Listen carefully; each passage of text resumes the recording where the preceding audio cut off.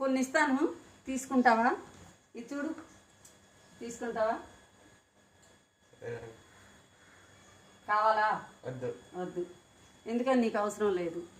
కానీ ఇది చూడు, ఇది ఇప్పుడు నీకు అవసరమేనా? తీసుకుంటావా? అవసరం. తీసుకో, ఉంచుకో. మరి ఇది చూడు, ఫోను అవసరమేనా? అవసరం. అయినా నేను ఇవ్వను. ఇక్కడ చూసావా, అందంగా ఉంది. కావాలా? అవసరం లేదు. ఎందుకని నీకు అవసరం లేదు. ఇదేంటో తెలుసా? ఏదో బౌల్ అనమాట. ఏదో అందమైనవి వేసుకోవటానికి నీకు అవసరం లేదు. అంటే నువ్వు కొన్ని తీసుకున్నావు, కొన్ని తీసుకోలేదు. కారణం ఏంటి? ఎందుకని నువ్వు తీసుకోలేదు? నీకు అవసరమే అని తీసుకున్నావు, అవసరం లేదు తీసుకోలేదు. సరే, నీకు కొన్ని ఇస్తాను నేను. తర్వాత మరి నువ్వు నన్ను అడుగు. ఇవ్వలేదనుకో, అప్పుడేమంటావు? ఏంటంటే నేను ఇస్తానన్నారు కదా, ఇవాళ ఇవ్వలేదు ఏందని అడుగు. అంటే నేను ఏదైతే ఇస్తానంటానో రేపు ఇస్తే దాన్ని ఏమంటారు? ఇస్తానని ఇచ్చేస్తే ఏమంటారు? ఇచ్చిన మాట నిలబెట్టుకోవటం అంటారు. సరే, మరి మనకున్న దాంట్లో కొంచెమన్నా దానం చేయాలి.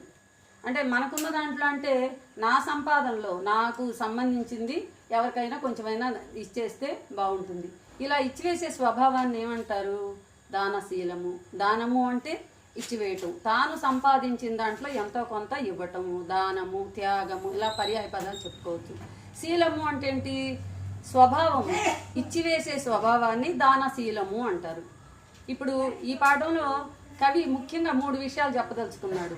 తనకున్న దాంట్లో ఎంతో కొంత ఇవ్వటము, అది అవసరమైన వారికి ఇవ్వటము, ఆ వస్తువు వాళ్ళకి అవసరమైనది ఇవ్వటము. అవసరమైన వారికి అంటే ఆకలైన వారికి అన్నం పెట్టు, ఆకలి లేని వాళ్ళకి పెట్టవాకు. వాళ్ళు ఆకలితో ఉన్నారు కాబట్టి అవసరం తీరుతుంది. తర్వాత వాళ్ళకి అవసరమైంది, ఆకలి తీరింది, వాళ్ళకి పెన్ను కావాలి, ఆ పెన్ను బదులు నేను అన్నం పెడతాను అనకూడదు.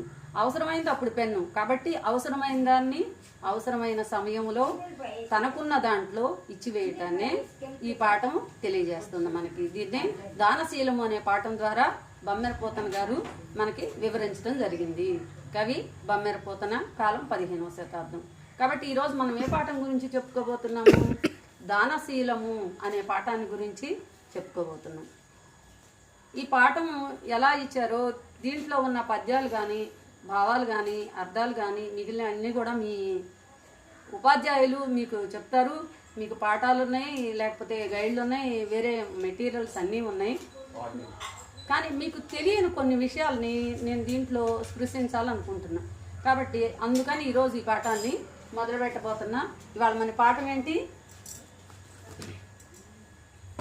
దానశీలము అనే పాఠాన్ని గురించి మనం ఈరోజు కొంచెం నేర్చుకుందాం.